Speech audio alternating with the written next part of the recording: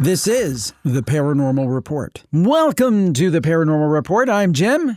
I'm Dar. What's going on this wonderful second week of January? Well, you've not been feeling well, unfortunately. No, I feel like crap. I mean, you look good. You're sounding good today. I look marvelous. Yes, it's better to, Billy Crystal used to say it's better to look good than to feel good. I don't know if I believe that, but that's what he said. I don't know.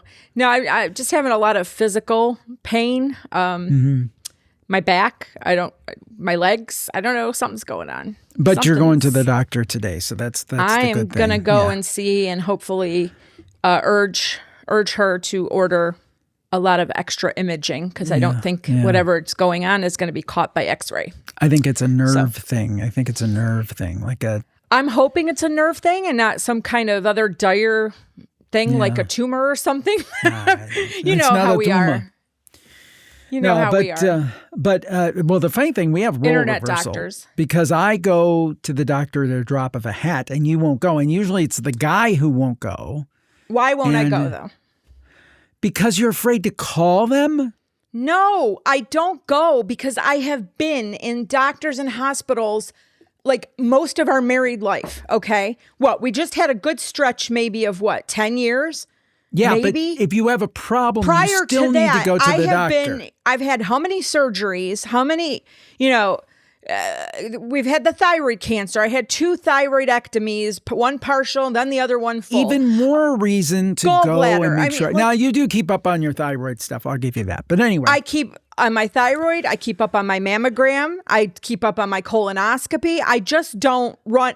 I don't run to the doctor for everything. I let things see if it'll play out and if it'll get better. Even like this pain, it's just not getting better. It's getting worse and it's moving. So I'm saying it's not, it's not just typical arthritis. I went last year for my back and I went for physical therapy. So it's not that I don't go. I just get sick and tired of going constantly. And it's like, if it can work itself out or if I can kind of figure it out on my own, we go with that. So, but I'm encouraging all of you, just stay up on your preventatives. Don't be like her. Go to your doctor. Stay up on your preventatives, especially. Everyone needs that colonoscopy. Do not be afraid of it. I know everybody's like, oh, the actual procedure is nothing. In fact, when I woke up, I was like, that's it. It's over. Just like, oh. I was not. You were. I don't know what they gave you. I'm very susceptible. You were. I mean, I could have probably driven home. You were not. No, I don't know what they did with you. No, I could not have driven home. No, and no one really can drive insane. home. No. But stay up on that. Stay up on your mammograms. Get your prostate screenings. Do all those preventatives. It's very, very important. Do all that important stuff. Get your blood work done. Well, some other big stuff going on. It's been the big controversy about the Conjuring sale. And again, we're not giving our opinion. We're just going to tell you what the news stories say and what the news is. Yes. We're not giving opinions. Don't put your 2 cents in on this one, Dar. Okay, so WPRI in Providence is big story. Sale of the Conjuring House to Jason Hawes is off for now. The parties, and that's according to them, not according to us. That's according to them. I'm reading the headline. Right. I just want to make that clear. Jim. They had this closed door meeting last Wednesday, so a week ago, in a Superior Court in Providence, where Jacqueline Nunez's sister filed that lawsuit saying that she wasn't mentally competent when she signed over legal documents.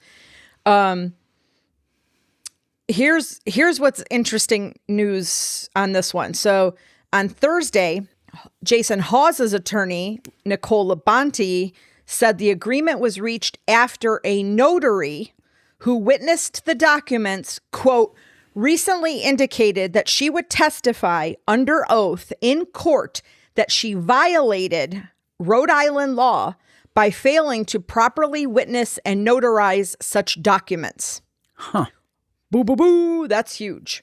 So Hawes told Target 12 he remains committed to acquiring the property, and he's been trying to get this for months and months, as we all know. They're saying, the article saying him buying this house is not going to be simple. Nunez's sister argues Nunez despises Hawes. This is from the article, saying she would never sell the property to him. Those two, I guess, have publicly butted heads in recent years. And there was like a whole huge thing between the two of them. And then you've got that whole Casty's company, like having the note. It gets very, very, Summit and Stone LLC. They're expressing interest. So it's just very confusing. What I want to go through, though, go ahead. I think what it comes down to, and this is an opinion, but not about one party or the other, when you have something that is perceived as a valuable asset, people will argue for it or argue about it, even legally. So I think that's kind of a lot of what we're seeing here. But I'll say no more. Well, this says, okay, so those documents were dated October 9th. Through Hawes, saying, it was a $1.3 million agreement to sell the home to Hawes, along with the deed that would have solidified the deal.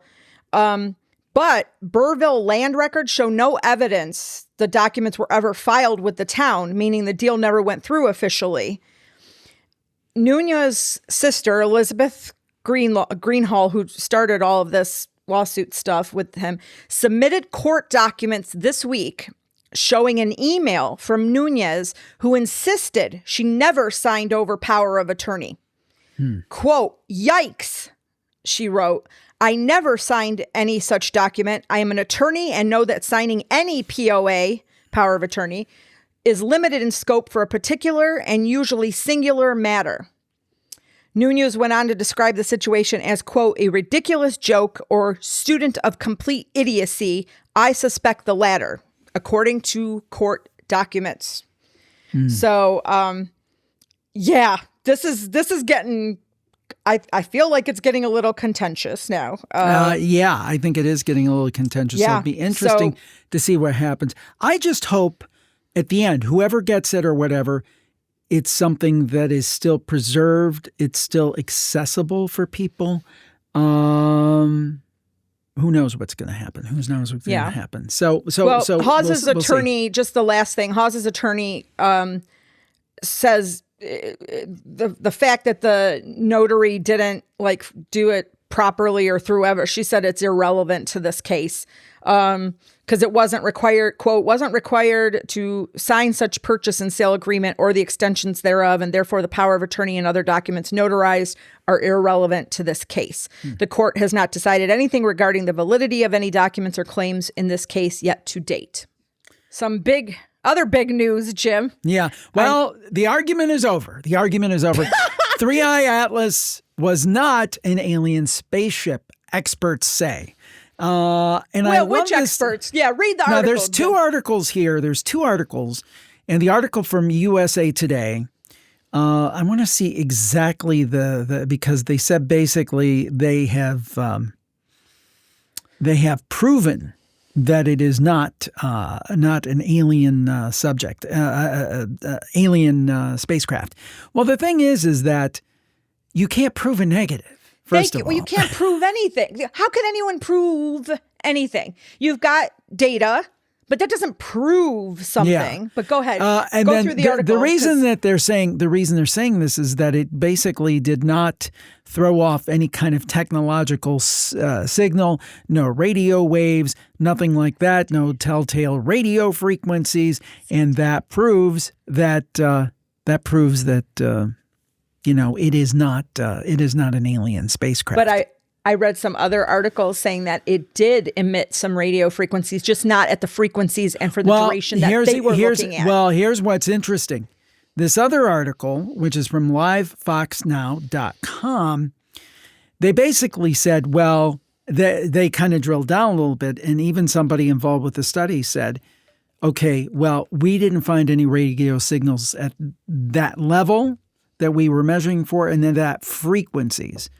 So the thing is, to me, if you are, let's say that you're a technologically advanced civilization, thousands of years ahead of us, maybe millions of years ahead of us, are you going to send something here that has 21st century technology, which is rudimentary, that'll be picked up by the stupid earthlings? Or are you going to have something far more stealthy? It's kind of like saying, okay, well, this even more so, it's like this company has like radar from 1945. This country has radar from 1945, and the United States flies a stealth bomber over them. Well, we didn't pick up anything on radar. Well, no, because you're dealing with a country that's way more technologically sophisticated. If this is ET in nature, by definition, the fact that they got here tells you they're way ahead of us. So why would they put fingerprints on it if they're trying to be deceptive? The second, here's what the one gentleman said. Let's see. Andrew Simeon, director of Breakthrough Listen at the University of Oxford, and one of the authors of this study, told Fox Local, we cannot say categorically that there are no radio transmitters or other kinds of transmitters on this object. We can only say that there are none more powerful than 100 milliwatts that were transmitting in the range of frequencies we searched at the time we searched. And I could tell you from experience, if you have a radio like a CB or a ham radio or even an AM/FM receiver and you're tuning on the wrong frequencies, you're not going to pick anything up. No. So, I mean, this whole idea that it is proof. Now, you could say it's evidence. You could say it's evidence in favor. And I guess in this one article, it says even Loeb has admitted probably is naturally occurring. But the point is that it's always what happens. We've, the littlest thing. Well, we've proven it's not true. But then when the shoe's on the other foot, it's like, oh, well, extraordinary claims require extraordinary evidence. So the debunkers can throw out the, flimsiest thing and say, oh, we've got proof that's not the case. But when the shoe's on the other foot, oh, it's never enough evidence. It's never enough evidence. Well, I went to Loeb's site. There's nothing indicating that he doesn't still think what he's been proposing. I looked for another article. He just is talking strictly about the science, and he's strictly focusing on the anomalies of this thing. And he says, basically he was saying because they're anomalies, we don't understand it. It's not a normal, natural occurring comet that we normally see. So, and I'm not saying the reason why I'm getting incensed about this, it's not because I think, oh yeah, it's aliens in there. No, I don't know what it is, but they don't know what it is either. So stop and that was my argument. This is why, I put the story in too, because this story is so prevalent all over the internet. It's been proven it's not an alien. You can find at least 20 stories on the internet right now saying this, that scientists say it's not aliens. It's been proven. And they're using the word proven. You haven't proved anything. Take a chill pill, set back a little bit, keep analyzing data. Wait till this thing even gets near Jupiter where you're supposed to get some more data and whatnot. And this is one group of scientists. I was reading Avi Loeb's one article. He and one other scientist worked on another paper, tried to get it published in this one journal. They refused it because they said, in the reasoning, I forgot what he said the reasoning was. It was ridiculous. So everybody needs to keep that in mind too. These studies that get published, there's just as much bias and politics that go into which studies get to be seen the light of day and others that don't. Everyone just keep that in mind. And that's what bothers me about all of this stuff. Well, it's interesting because I did look while you were talking there. So thank you for giving me time. Oh, I always can do that, honey. The quote that they're referring to is from October 29th of last year. Yeah. He says 3I Atlas is most likely a comet of natural origin, but there are 8 anomalies that endow it with a rank of 4 on the Loeb scale. But where they a rank left of off 0 is for part. definitely a natural interstellar object, and a rank of 10 is for definitely. So it sounds like almost like 40% if I'm interpreting that correctly. So the thing is that they almost made it in the story. If you read that in context of the story, you think, oh, he had an epiphany. Yes. Oh, and I know. that's not what he meant at all. Which is so disgusting to me. Yeah. So, I mean, that's why I get so angry with I gotta all of tell this. You something. The news is not the news anymore. I will tell you this. And I think it's always been this way. I mean, not only the way things are covered, but what's covered. I think that there is so much bias in the mainstream media today on both sides, depending on where you look. There is so much bias, you really can't believe anything because, you could have one group of people who do something, most people would say, yeah, that's pretty positive. But then there would be a spin of all the things that are wrong with it, and experts say. And this happens on both sides, by the way. This is not left or right. It's both sides. So you have somebody on the left. It's any side. Yeah. If you're not even throw politics out of that, Jim, because it's any side you're taking. In this case, it's science side. So either we are scientists. Avi Loeb's not a scientist. Come on. No, right? I think he's a scientist. I think he's a scientist. But this is what they're saying. So to your point. People are saying. Once again, people are saying. Yeah. So I mean, I don't know. It just gets me frustrated with, and there was another article that I was recently reading about a public figure, and it wasn't a political figure, by the way. And it was so biased against them because it was against their belief system. It was just like everything that could be potentially perceived about negative about this person was like boom, boom, boom. And some of the positives were kind of left out and glossed over. And this was not a political person, by the way. But I'm just sick of the media, both across the spectrum and the media that's supposed to be unbiased. Ha ha. Well, I don't find any journalism unbiased anymore. None. Yeah. Because all you're supposed to do as a journalist, and you and I took those classes, and I know we're reiterating the same thing. And by the way, we're not journalists, and we don't claim I'm not. To be. No, I never finished. I switched from journalism as a degree. I mean, I took a ton of broadcasting classes, but I didn't take a ton. I took a few journalism classes, and I was in the college. I did, and I wrote for the school newspaper, and you wrote for college paper, But I would never say I'm a journalist. No. No, I'm not saying we're journalists at all. I'm saying the people that say they are journalists, they're not journalists either because they're not answering the questions. They're throwing in their opinion, their bias, and their beliefs in every article that they only research that skews to their belief. Exactly. And back in the day, it was what? Was it who, what, where, when, and how, was it? Why and how. Why, yeah. So, I mean, that was it. It was a negative. If you turned something in and it had your opinion in it, your professor would go, no. That's right. Now it'd be like, that's great. You're giving a context. We need context. Yes, context. I don't want your. That's I mean, the thing is, this is a news/opinion show. Like it is kind of regurgitate. Things are out there that are, and then we'll give our take on it. But the point is that we don't claim to be straight news or anything like that. But these straight news organizations, anyway, I'm up on my soapbox. This has nothing to do with the paranormal, I know. But it does. But it does, because when they report on ghosts or they report on Bigfoot or they report on UFO. Yeah, exactly. The kookification. You're kook. You are a complete idiot, crazy. Woo-hoo. And I might be a kook, wildly. But, yeah. And it's like, wait a minute. Something that I've noticed when I interview people who are maybe considered more mainstream, or not like they don't headline with the paranormal stuff, they always seem to be a little surprised, like, oh my gosh, he can string two sentences together. I always think that's interesting. Oh, you get that a lot when you want somebody to come on the show and they act like I don't know. But they act like you are not professional because you don't do mainstream information. Yeah. So whatever. Anyway, moving along. Yeah, this is a cool story. This one you is told me a about, really and cool I thought, story. This again, the common wisdom shows that maybe that there's more wisdom than just the common wisdom, than the mainstream belief. Tell us about it. Open up your minds, people, because there are things we don't know, we don't understand, and we don't have the information, and this article proves it. So unexplained-mysteries.com is saying canoes discovered in Wisconsin Lake are older than the Great Pyramid. So can you believe that, right? So it's a groundbreaking archaeological discovery that has shown that an advanced culture existed in the U.S.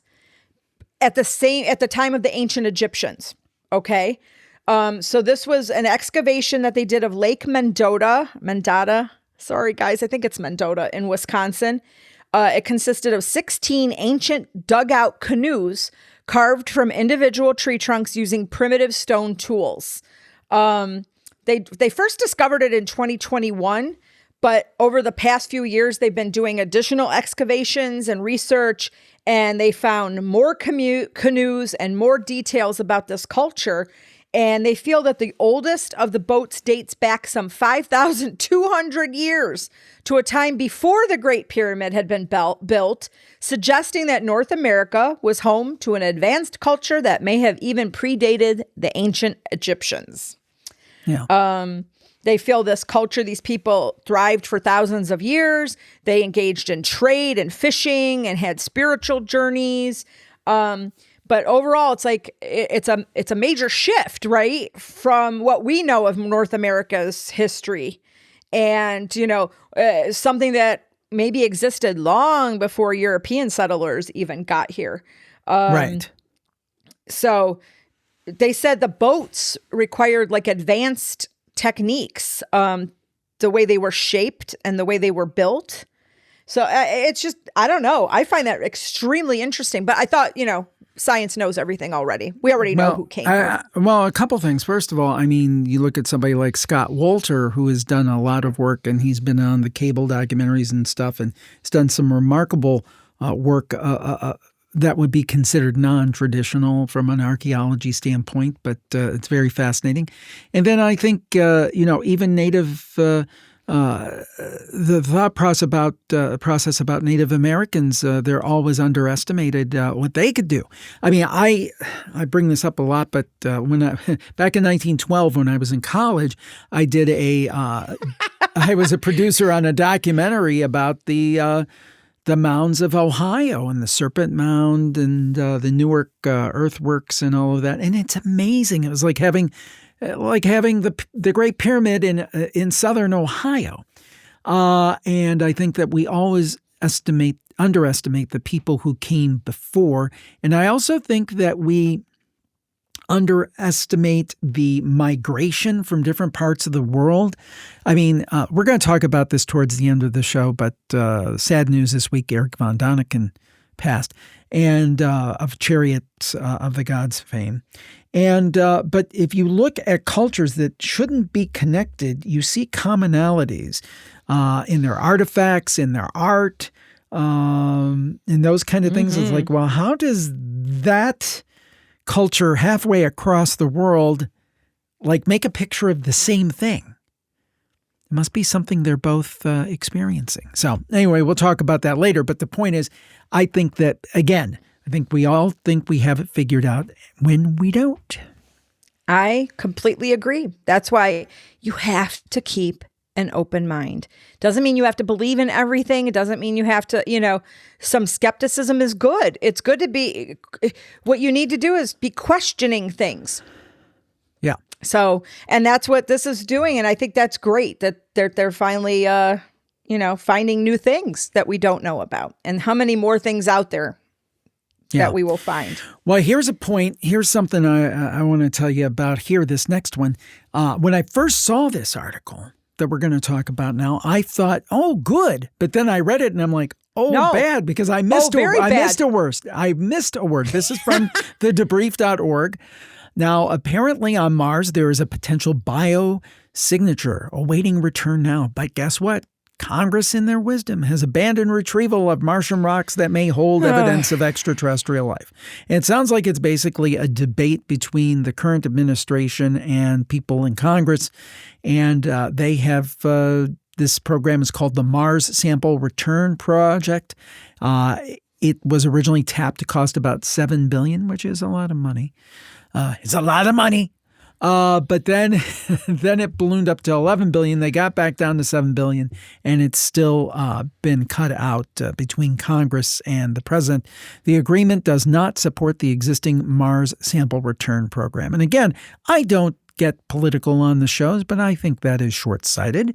I think that if there's a way that we can prove that there is intelligent life on other planets, $7 billion sounds like a lot of money, but if you compare it against a lot of things out there, it's kind of a proverbial drop in the bucket. But I have a theory. Oh, what's your theory? Let's say that a certain president knew of extraterrestrial life. and a bill came across his desk that said, we're going to spend $7 billion to find out if there's extraterrestrial life. What do you think that president might do? He might refuse it because he already knows. Yeah. So my point is the actual rejection of this a sign that the government, or at least parts of the government, know that life exists? I still think it's silly because even if they know of life, like sophisticated life that they visited and so forth, still knowing the nitty-gritty of what happened on Mars would be useful. So to me, I would say approve it. And again, not getting political, I'd say the same thing if it were a Democratic president. So nobody get upset. Yeah. I just feel that, again, we're not being open-minded because, like you were just, saying, what can we learn from that? Was there a civilization on Mars way before ours? And, right. Wouldn't or even that, if it's simple cell life, if it's something very, but we won't know that. It's still valuable information. And I don't, 7 billion, come on. It's not costing 7 billion, whatever.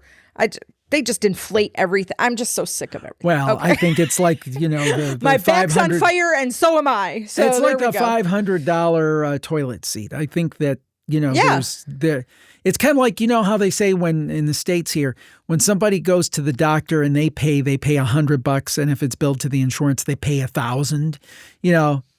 It's the same thing, I think, with the government. When a company has the government paying for it, they're just like, jack those prices up. And again, I know it's NASA, but ultimately NASA has to rely on contractors and things. So I know that happens. A private-public partnership. I worked in the medical capacity, and I know they didn't want me to see it, but accidentally I saw what my services were being billed for and what I was making, and then I got to see the very heavy profit that the contract company and the facility were making. So don't kid yourself. It happens all the time. So there you go. Well, I hate to tell Kim Kardashian that we've been to the moon, but we've been to the moon. But anyway, I agree. You know what, Jim, I've already took it upon myself. I've taken the liberties to go ahead and book our next vacation in 2032. Oh, and, good. Yes, we're going to book a hotel on the moon. Wouldn't that be fun? I don't know if it would be fun. I don't think I would go. But anyway, so you better start saving though, my dear, because the deposit's going to cost you anywhere from $250,000 to $1 million. So yes, they're planning on building the first hotel on the moon. It's a new project from a California-based company. GRU Space, short for Galactic Resource Utilization, open to applications for a spot at its proposed lunar hotel. Grand opening planned as early as 2032. They said commercialization of the moon seems inevitable at this point, right? I mean, anyway. This GRU Space is a newcomer. It was it was founded by a 22-year-old named Skylar Chan just last year, and he's got backing investors from a number of different companies, and they're saying moon-based hotels may seem far-fetched or out of science fiction, but this company has laid out a plan to make it happen. So in 2029, GRU Space aims to send its first mission to the moon using NASA's Commercial Lunar Payload Services, CLPS, which contracts companies to land small payloads on the lunar surface. The payload includes an inflatable structure designed to demonstrate the material that will eventually be used to build the hotel. It also plans to test a method for turning lunar regolith into bricks, which would later be used to surround the inflatable structure and protect it from the moon's harsh environment. If all goes well, they hope to launch a larger payload on a subsequent mission, and this time the inflatable structure will be built in or placed in a lunar pit. So like a depression, so that it can offer some warmer temperatures than the surface. And then the third mission, tentatively planned for 2032, it's going to deploy its first version of the hotel, and it would be big enough to support 4 guests at a time. Here's the thing, though. What do you do if you need extra towels? I know, isn't like, there'll be no room service, or, people are complaining now that their rooms aren't getting cleaned every day. Can you imagine? Yeah. What do you do with the refuse? The wretched refuse. So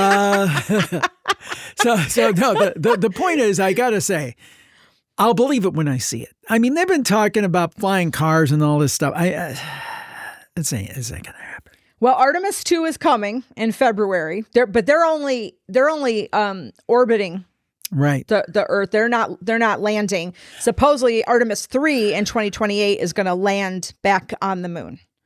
And then China has plans too. China. They're planning on putting their first crew on the moon in 2030 and building a lunar base near the South Pole around 2035. Well, I'll tell you what. If somebody's going to do it, it'll probably be the Chinese. I'm sorry. I mean, the Chinese government, they make things happen. They make things happen. And I obviously don't support their system of government and communism and all that stuff.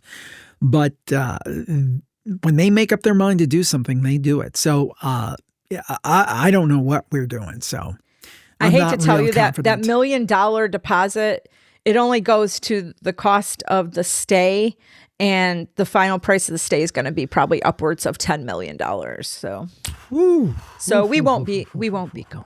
I don't think I'll see. Would you want to go there if you could? Like if cost wasn't an issue? Not in this early stage experiment thing. I mean, if they had like a 100-floor Hyatt and it was well established, maybe, but not now. If I were around 200 years from now, when it's like, I mean, think about it. Jim, it's a kind of difference. But no, not that. Think about it. Okay. It's like asking me, am I willing to fly now? Absolutely, I will fly. I have flown. I'll fly again, if the need arises. But would I have flown on the Wright brothers airplane? No. You don't want to be the first. Some people really, they relish the fact God in bless being him. first. Well, William Shatner, you see what William Shatner did, the Shat. And now he's not doing well, right? No. No, I don't know. Well, he's 90-something years old. I mean, but what an icon. And I was just sharing one of his musical stylings with you the other day. I was so lucky. Yeah, I love his musical stylings. It's just gosh. Fantastic. Look it up. It's bad. And Jim loves the best this is stuff Rocket Man. Rocket Man. I prefer his version of Rocket Man over Elton John's. You do not. I do. How many times? Think about how many times have I played the William Shatner version of Rocket Man versus? You don't know what it's like in this house or in our chat. The girls are like the girls don't even read the group chat anymore because Jim's constantly posting memes and William Shatner songs and badly other performed musical numbers. That's the thing. The worse it is, the more I gosh, yes. And then he gets mad if you don't open it. And the girls are like, I'm not opening that. So all right. Well, moving along, we've got messages, huh? Yeah, a message from UFO left in UK forest finally released after 40 years. This is from the mirror.co.uk, and it's talking about Jim Penniston, and that was the Rendlesham Forest incident in 1980. And there was something that happened there. I mean, this was at a military base. There's a lot of speculation if there were nukes there. And on the 26th and 28th of December of 1980, USAF security personnel reported witnessing an unusual orange light descending into the forest. Subsequently, RFA Woodbridge Deputy Base Commander Lieutenant Colonel Charles Halt penned a memo to the MOD detailing an encounter with what seemed to be a UFO. Now, Sergeant Jim Penniston said that he came to face with this UFO, and that after touching the UFO, a code was telepathically implanted into his mind. And now the code has been made or was made public. But it says nearly 4 decades post the incident. So maybe he did this a while ago. But this is interesting. Here's some of the things that the code supposedly read. Exploration of Humanity 666 space 8100. I thought that was an interesting choice. Then gave some coordinates, which there's no need for me to read those off. They're in the article. We'll let the number station do that. No, I'm just joking. 5, 4, 7, beep, beep, beep. Ooh, I don't like that. Yeah. Continuous for planetary ADVAN. That's like short for advantage, maybe, then a question mark, then a couple more question marks. Fourth coordinate, continue out UQSCBPR before, and it gives a bunch of coordinates. Eyes of your eyes, origin, another coordinate, and then origin year 8100. So some people are thinking maybe they're from the future. Maybe they're humans from eyes of your eyes. Think about that. The same eyes. 8100, they're from thousands of years from now. So who knows? Who knows? But something it's definitely interesting that they released this now, finally. Yeah. But I'm very confused. This happened 40 years ago, but they're finally releasing it to the public, right? But it says here Pennison released this information before. It says nearly 4 decades post the incident. Well, it was 1980. Nearly 4 decades would be like 2019 or something. And I thought that he had made this public before. I think he did. I think the point is that the Ministry of Defense is finally acknowledging it and releasing it. I think that's what it is, because it's like... he released it is what I took from that. But now, finally, he's got a government agency backing him up to... does not make that super clear, but it's very odd. No, because it's bad journalism. No, I'm just trying... But we're going back to... There's a lot of that out there. There's a lot of that out there. No, I know. It was a little confusing. That's just what I took from it. That Pennison released it, but now the Ministry of Defense is finally releasing it as kind of as gospel, but maybe not. I don't know. But they're finally acknowledging it, basically. Stay in frame, Dar. Stay in frame. I know. I can't. My back hurts. I'm sorry. I truly am sorry. I'm sorry. I'm trying. I didn't even think about that being part of it. You're doing great. You're doing great. I'm trying. Well, you're a real trooper. I'm trying. You're a real trooper. I'm trying. So now we go from the UFO subject to the ghost subject. To ghosts, absolutely. So CCTV, this is also from the Mirror, catches the moment a ghost pushed a pint off a table in a haunted pub. Oh. I was kind of disappointed. Maybe we have too many ad blockers or blockers on our internet, but I couldn't see a video of that from this article. So I did some more snooping and I found, is it Stoke-on-Kent Live on Instagram shows it, because I wanted to see it for myself. I wanted to see what happened. They're just saying this is the latest in a series of very bizarre incidents at this pub. I think at the end of January, they're going to have a paranormal investigation there too.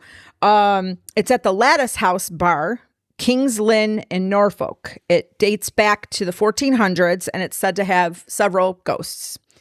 Locals weren't surprised about this. They said they have stories from a number of regulars regarding things that have happened there. The building's very old. They said it's to be haunted. They also said the Lattice House is a historically significant building. A parish clerk called Louis Salter was discovered strangled there in 1648, and his death was unexplained. So kind of interesting. They always feel there's like a presence in the building. That's what locals are saying. There's unexplained movements, flickering candle flames, feeling of being watched when you're alone. They did an exorcism there in 1988. Customer described feeling hands on her shoulders and back, leaving bruises that she couldn't explain. So a lot of weird stuff. But in this video, and I will post it, there's this gentleman goes to the bar. He gets a pint of his beer. He puts it down on a table. It's like a half booth, and it has a seat on the other side. It's for two, and he puts it on the side near the booth, and it's on the table, because at first I thought it was on the edge. But if you look closely, when he first puts it down, it's on the edge. And then he walks away to go get, I think, another drink or whatever. And the pint starts moving, and then it just flips off the table onto the bench. There's nobody around. There's no other movement. Like the camera's not shaking. Like there's nothing to kind of indicate that thing should fall. And at first I'm like, well, I think he put it on the edge. But when I looked at it again, it did not look like it was on the edge. It kind of looked like it scooted a little on the edge. So I don't know. You guys take a look, see what you think. Let us know. I find it very interesting. Indeed, very interesting. Something else before we get to the next story. We have two things that are very interesting. First of all, if you want to see me in person and you're in the northeastern Ohio area, well, in less than a week, you will have that opportunity for free. It will be at the Cuyahoga County Public Library, the Mayfield branch.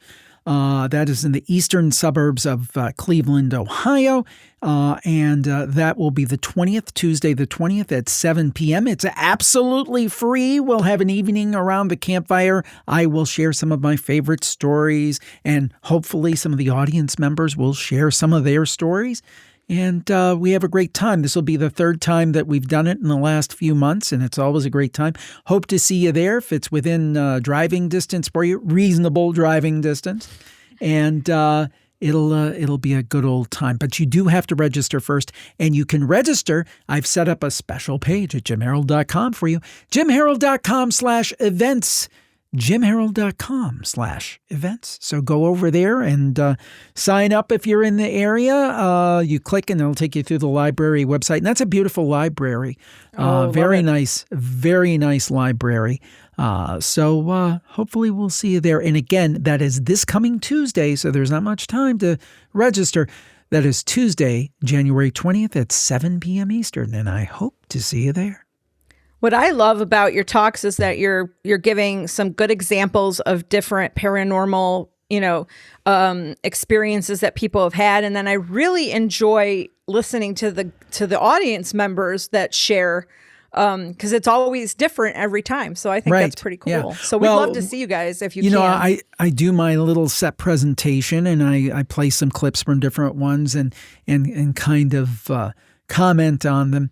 And then we say, hey, let's open it up to the floor for questions, for comments, for your experiences. So it's kind of like having a little live campfire. And you're always very kind, and you join me. So that's always great because they get to meet both of us. And it's a lot of fun. So hope to see folks there. One other thing, you are the maven of merch, and we have some new merch to talk about. Well, that's not new. We've had this last year. We do have some new shirts coming. I didn't like the way they looked the other day. I was about to publish it. I actually had my finger on the button, and then I thought, I'm going to fix the design a little bit. So that's why they're not up. But for, for Valentine's or any time, I actually wear this shirt all the time. I don't really necessarily think it's just for Valentine's. But we have a number of different colors. Good. Thank you. There's black and gray and navy blue. I love it in navy. So, and we have a hoodie as well, and there's a mug. So if you like the Stay Spooky Little Ghost there, and we have look at the beanie, the stickers, we have like all kinds of stuff. So thank you, and thank you for your support.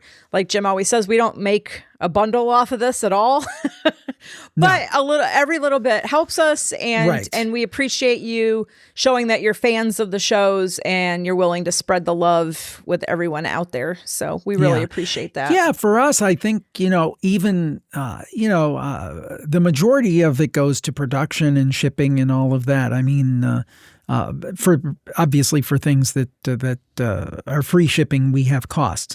But the point being that just the idea that people are out there repping the shows and other people can see it, I think to me, is even much more interesting to me than just, getting a check at the end of the month. I think it's awesome. So we really appreciate. There's the hoodie. I'm bringing the hoodie up so people can see that as well. So check it out. And by the way, Dar does a fantastic job. Basically, I do nothing but talk about it. I do nothing. She does it all. So, and then I will say, you know, when books come out, and people are so sick of hearing that. They have to be. Well, I mean, I don't want to be. I appreciate you giving me the compliment. I don't take compliments well, so I do appreciate it. Believe me, I'll take credit for something if I do it. You know that. Oh, but, I do know that. But the point is that I deserve no credit for the merch store. It's all Dar, and she does a great job. So, thank you. Thank you for doing that. Thank you for doing that. Well, on to the next story. Yes. My mind. I don't get it. I hope we're talking about the same story. Loch Ness, right? We're talking about Loch Ness. Yes. Well, there is a top Loch Ness monster hunter.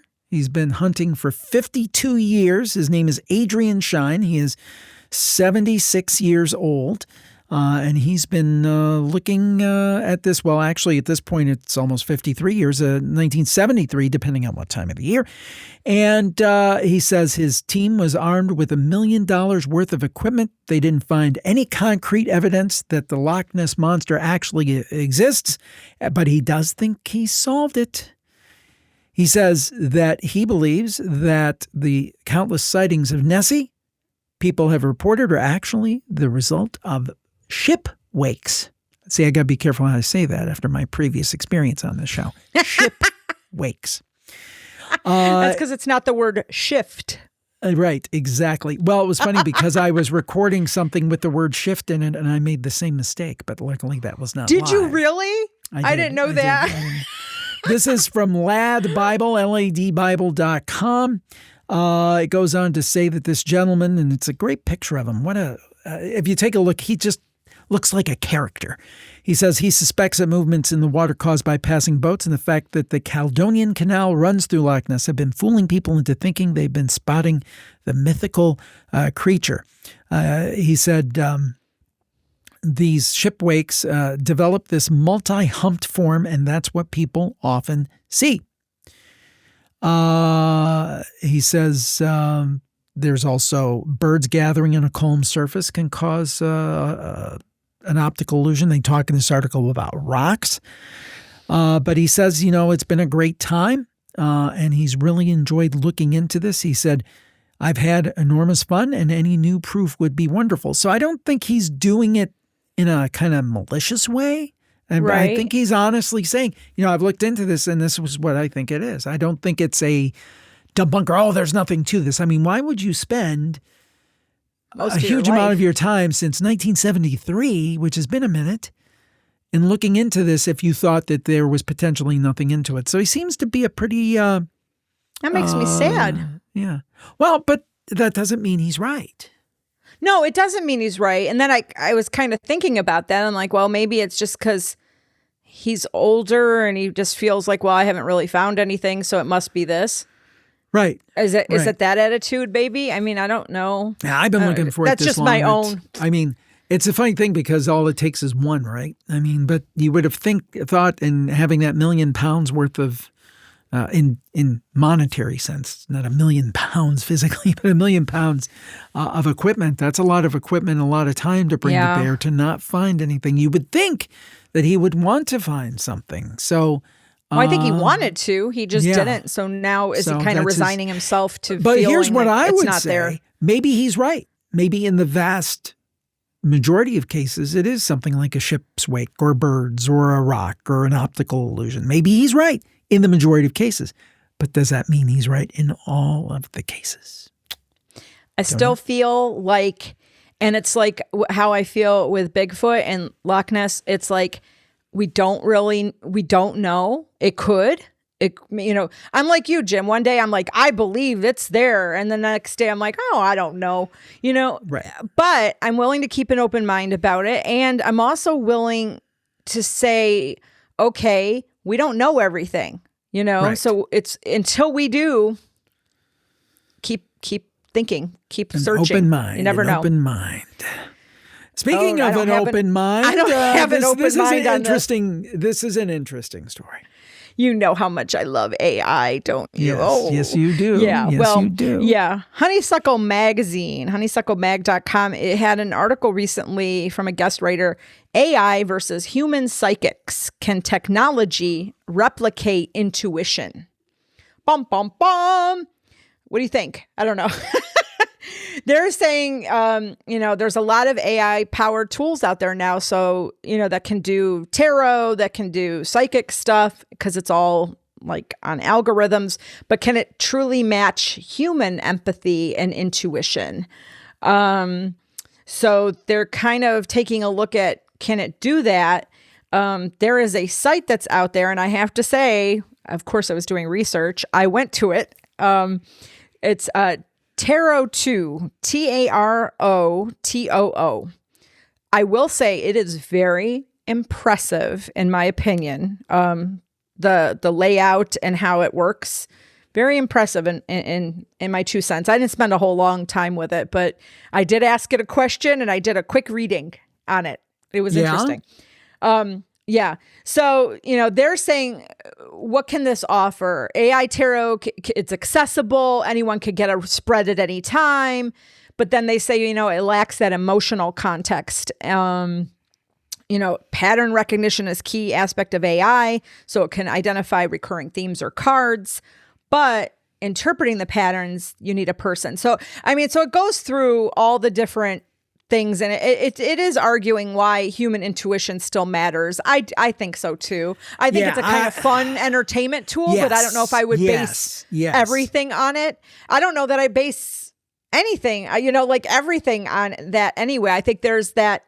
I'm so in the middle with everything, No, there's a human factor. I never thought I was that moderate, but I am. No, I do believe that psychics are real, that some people have psychic gifts. I think that people who do tarot and those kind of things, I think that not all of them, but many of them have gifts. Many of them have gifts. And I don't think that can be replicated by an AI. Now, I'm one of those people who believe, hey, AI is a great assistant. Let's say I have a spreadsheet of data points and I want an analysis. Now, you want a human analysis too, but you could feed it into the AI in 60 seconds. It can give you trends and things maybe you didn't spot. I think it's excellent for that kind of thing, but you don't trust it 100%.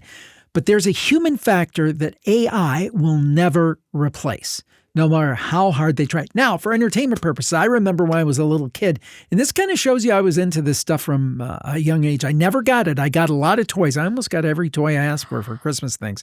But there was this toy. And I've seen that John Tenney has one of these. He has a collection of like paranormal games and stuff. It was this astrology computer. It was like a red color and it was a circle. It was kind of the shape of a Simon, if you remember that tool. Ooh, and it had it had like a number sign on it. It was like Omar, or I forget what the name of it was. But and it was expensive. It was like $70 like in 1980 or something. I was a little kid. I always wanted one of those, though. You were supposed to be able to punch in and do your astrological charts. But the point is, and I know that actually a lot of astrologers use computers these days to create their charts, but then they do the human interpretation. They do. Which I don't think that you could throw out. So, I love technology. I am not 100% against AI. I think it could be very valuable as an assistant. I do not think it cannot replace the human soul. It cannot replace psychic abilities. And I think the key words are here: for entertainment purposes only.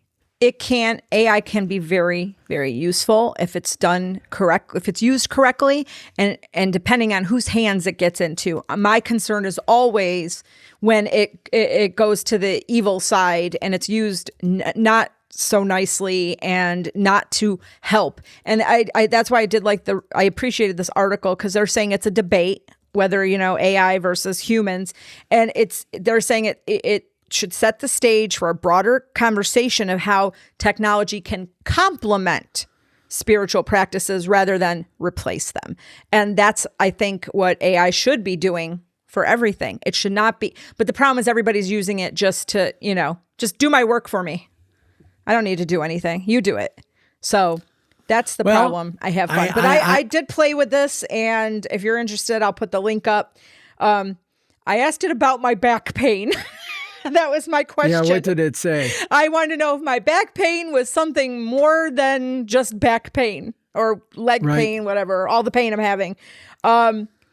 It was interesting. So I got 3 cards. I did a quick reading. I got, for my past, it was temperance, kind of just saying, it's representing the past, showing balance and harmony. And they're saying, well, you were able to balance your physical and emotional sides very well in the past and blah, blah, blah. You had a good equilibrium.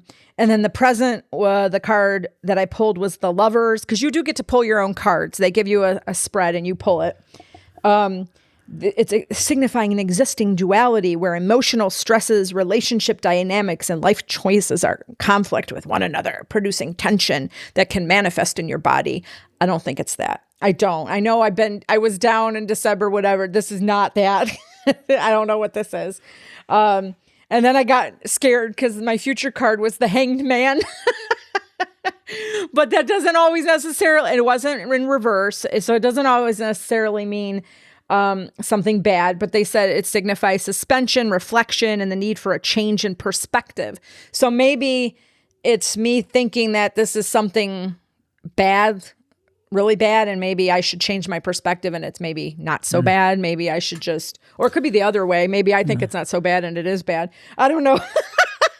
But anyway, I thought it was fun and interesting. So I will put the link up and you guys they have more in-depth readings. They've got for love, just general questions. It's well done. I think it's just fun. Yeah. It does that. Well, I'm gonna circle back here because I mentioned Omar, that electronic game. And while you were talking, look it up? I looked it up. Looked it up. I asked my friend AI, and here's what it said. When I said, was it called? Assuming it's correct. I said, what was the 1980-ish electronic astrology game? Omar? ? You're thinking of Omar the Astrologer. Nailed it. It came out around 1980, sold by Parker Brothers, and it was less a game and more of a pocket-sized electronic fortune teller. You typed in your birth date and a question, hit the button, and Omar would dispense mystical pronouncements via a segmented LED display. Very new age, very mall kiosk energy. A few quick reality checks since nostalgia can blur things. No astrology charts, planets, or houses. It leaned more towards fortune-telling than true astrology. The responses were pre-programmed and vague by design. Think digital horoscope cookie. Cool. I want that. Yeah, pretty cool. It reminds me of the Magic 8 Ball. Yes. Just based on tarot, I just wanted to show what Natalie made for me for Christmas. She had a book made. This was my mom and dad and me when I was a baby, but she had a book because my mom was into tarot and she took notes on every card. And Natalie made a book of all of her notes for me. I mean, that is so cool. And the funny part is those notes are mine when funny. I was starting to get into tarot as a teenager. So each page has my mom's and my notes about the meaning of the different cards. And she gave me back my deck. That was my mom's. So it means a lot to me. So that meant a lot. Yeah. And she also got me a tarot journal so I can start journaling. Oh, so cool. I'm kind of interested. I'm very excited. So just wanted to share it since we're talking about tarot. Very good. Well, the last story is a sad note. Well, I kind of mentioned this, and the story that we have in the notes is from the Telegraph. Eric von Däniken, 90 years old, has unfortunately passed away. Of course, if you all follow things like Ancient Aliens, you will know the name because he was kind of the father of that whole idea. He had a huge best-selling book in 1968 called Chariot of the Gods. I had the opportunity to interview him twice, and I got to say, I got to tell a little anecdote on myself there. I was so excited to interview him. I wanted to interview him for years. This had to be maybe 10 years ago. I don't know exactly when it was. And I had just gotten a new piece of recording equipment. So we did the interview. We did it. He was on the phone, so it was like a phone quality interview. I thought, man, I really did a good job on that one.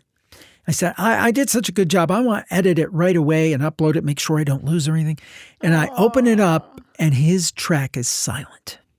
Silent. Oh, my God. I had a new piece of recording equipment, and I armed the wrong track. Now, to his credit, I reached out to his assistant, and he re-recorded it and subsequently ended up doing another interview with me for another book he had out a year or two later. And it was very nice, but I still think that first interview that went into the ether was the best one. So he was very gracious to me.